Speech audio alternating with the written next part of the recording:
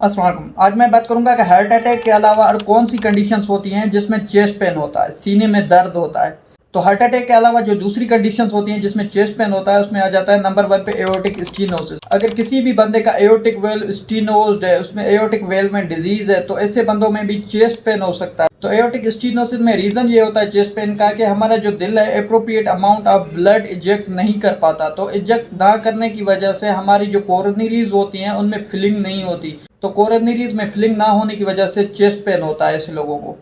और दूसरे नंबर पे है हाइपरट्रोफिक ऑब्स्ट्रक्टिव कार्डियोमायोपैथी। ऐसे बंदे जिनको एचओसीएम डिजीज है, एचओसीएम भी एक कॉन्जेनाइटल डिजीज है, इसमें भी पेशेंट को चेस्ट पेन हो रहा होता है।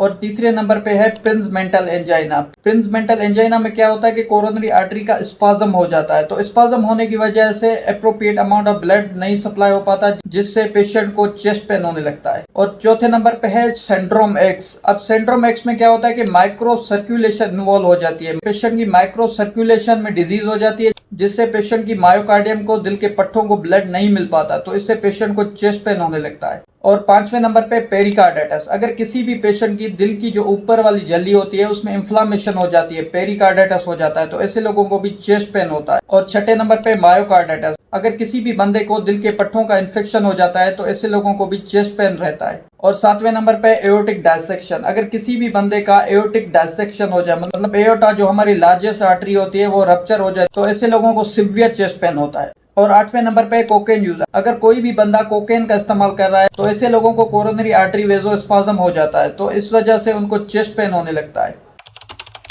अब देखते हैं कि नॉन कार्डिक काजेज कौन से होते हैं चेस्ट पेन के। नंबर 1 पे आ जाता है एनीमिया। अगर किसी भी बंदे में ब्लड की कमी है, उसका हीमोग्लोबिन कम है, तो ऐसे लोगों में भी चेस्ट पेन रह सकता है, क्योंकि इसमें ब्लड की कमी होने की वजह से दिल को उतना ब्लड नहीं मिल पाता। और दूसरे नंबर पे नॉन कार्डिक काजेज में आ जाता है थायरोटॉक्सिकोसिस। इसमें कार्डिक डिमांड बढ़ जाती है, क्योंकि इसमें पेशेंट को कंटिन्यूस टेकिकार्डिया रहता है। कंटिन्यूस टेकिकार्डिया रहने की वजह से कार्डिक डिमांड बढ़ जाती है, तो डिमांड बढ़ने की वजह से पेशेंट को चेस्ट पेन रहता है। और तीसरे नंबर पे इसोफेगल डिजीज। अगर किसी भी बंदे को इसोफेगल डिजीज है, गर्ड है, इसोफेजाइटिस है, टीयर्स है इसोफेगस में, तो ऐसे लोगों को भी चेस्ट पेन रहता है। और चौथे नंबर पर है बाइलरी कोलिक। अगर किसी भी पेशेंट को गाल स्टोन है, उसको बाइलरी कोलिक हो रहा है, तो ऐसे पेशेंट को भी चेस्ट पेन होता है। और सातवें नंबर पे है रेस्पिरेटरी डिजीज। अगर किसी भी पेशेंट को न्यूमोथोरेक्स है या कोई और रेस्पिरेटरी डिजीज है, तो ऐसे लोगों को भी चेस्ट पेन रहता है। और छठे नंबर पे मस्कुलोस्केलेटल डिजीज। अगर किसी भी पेशेंट को मस्कुलर इंजरी हुई है या मस्कुलर स्पाज्म हो गया है, तो ऐसे पेशेंट को भी चेस्ट पेन रह सकता है। Thank you, that's all for today.